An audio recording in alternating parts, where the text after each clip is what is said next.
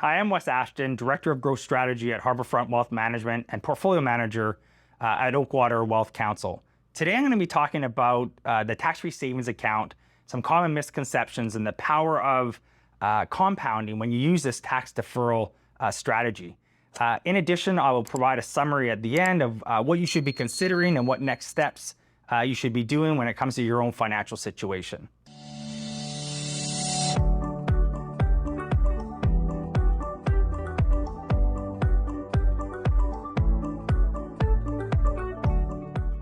So what is a tax-free savings account, or more commonly known as a TFSA? These accounts came into effect in January of 2009, shortly after the financial crisis in 2008.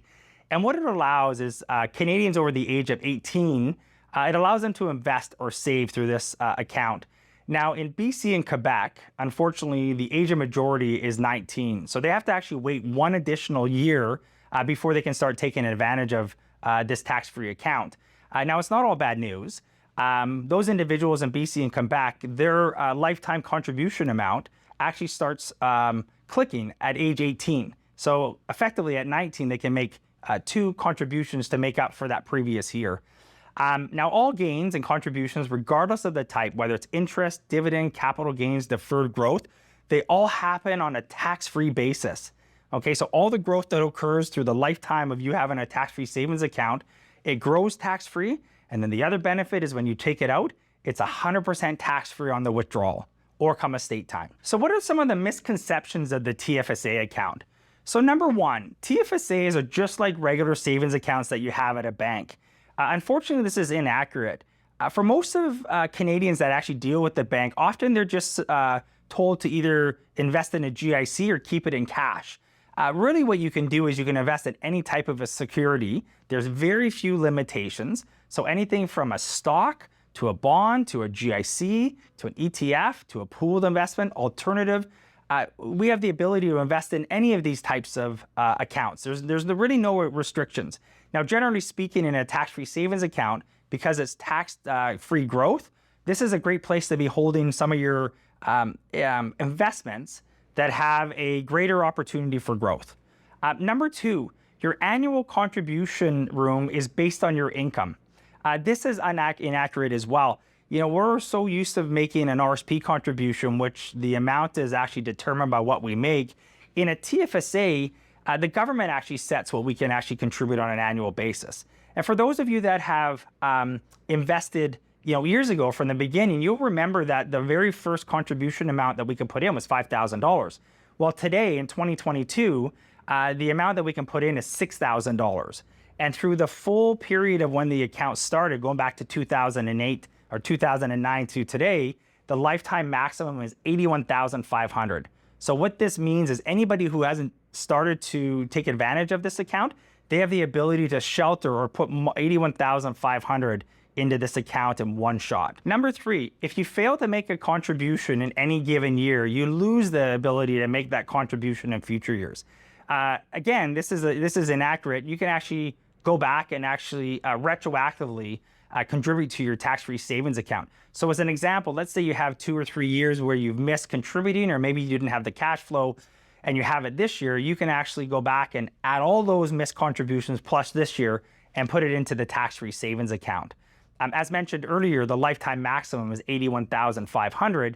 So again, for those of you that have assets, maybe a non-registered account, which I'll show an example here shortly, you can actually move that money into the tax-free savings account and effectively, as of today, start getting tax-free growth. Number four, you can open up a TFSA at any age. As mentioned previously, you need to be 18 years old. In BC and Quebec, you need to be 19. And you need to have a valid SIN number. Without that, you actually can't open the account. Number five, funds withdrawn from your TFSA are taxable. Again, as I mentioned earlier, all growth, regardless if it's capital gains, dividends, interest, deferred growth, all withdrawals in the future are treated as tax-free withdrawals. Okay? Number six, you can only have one tax-free savings account at any given time. So we come across this often where, maybe you bank at a financial institution and you've opened up a tax-free savings account years and years ago because the teller suggested that you should do it. Well, what's happened is a lot of people don't continue to use it because it's out of mind, and so they fail to continue to utilize the tax-free mechanism. Well, you can have a tax-free savings account at any financial institution that offers it. You can have multiple tax-free savings accounts. The key thing is you just can't over-contribute versus your lifetime maximum. So that's the critical piece. So as an example, if the lifetime maximum is $81,500, conceivably you could have 3 different TFSAs with that $81,500 spread amongst all 3 of them. We wouldn't suggest doing this. It's not overly efficient, but it is possible. And number 7, you should contribute to your tax-free savings account first before making an RRSP contribution. This is something that comes up often. It really depends on the individual's financial situation. Are you a high income earner? What's your tax situation? What's your marginal tax rate? Do you have any savings goals, short term, that you might need the money sooner than later? What is your time horizon? So again, there's no cookie cutter right or wrong answer here. Really what you need to do is evaluate your financial situation, determine what order makes sense. Should you be deferring tax or should you be not deferring tax? So as an example, a contribution to a tax-free savings account is made with after-tax dollars, where a contribution to an RSP is made with pre-tax dollars because you get the refund. So really what you need to do is work with a professional and determine in what order should you be contributing your money. So what I'll do right now is I'm going to walk through an example where we actually compare a tax-free savings account versus a non-registered account and what the impact is with tax-deferred compounding growth over time. Now here's an example or a comparison between a tax-free savings account and a non-registered account over a 20-year period. So what we've done here is we've started with the lifetime maximum amount of $81,500 for an individual, and we've started with that amount in both accounts. And what we've done is we've assumed a $6,000 contribution each and every year starting in year 2, because in year 1 it's part of that $81,500, and we've grown both accounts at 7%. The only difference between the two is the tax-free savings account, which is the blue bar, is growing fully tax-free, whereas the non-registered account, you're paying some tax along the way. So as an example, for those of you that have non-registered accounts and are filing taxes, you get T-slips every year, and you provide those to the accountant or you punch them into your return, and you pay tax along the way. So if we look at this actual bar chart, in the first couple of years, there's not a real significant difference between a TFSA and a non-registered account. But as we get further into time, into the later period, you can see that the blue bar significantly outperforms the green bar, which is the non-registered account. And if we dig under the hood a little bit, we can actually see some of the details. So again, in both examples, over the 20-year period, the overall contribution amount was $195,500, okay? Now the after-tax income or the growth has been $359,852 within the TFSA, and in the non-registered account has been $172,587 plus that deferred growth of $78,740.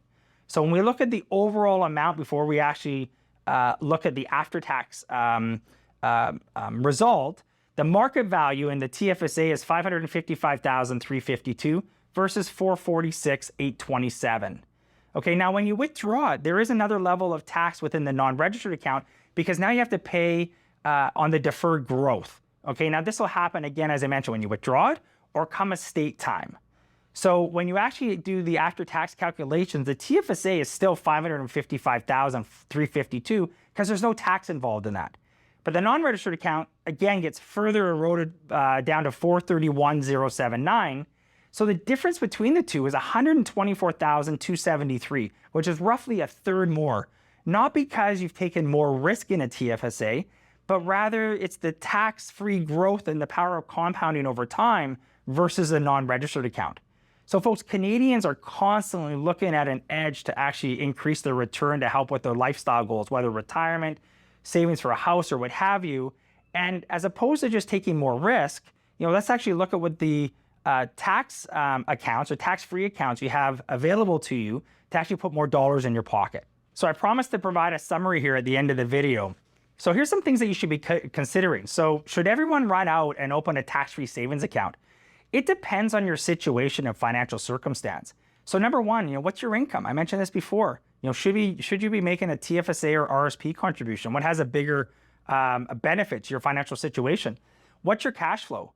What's your time horizon? Are you planning or you're saving for any short-term goals? Do you have any debt?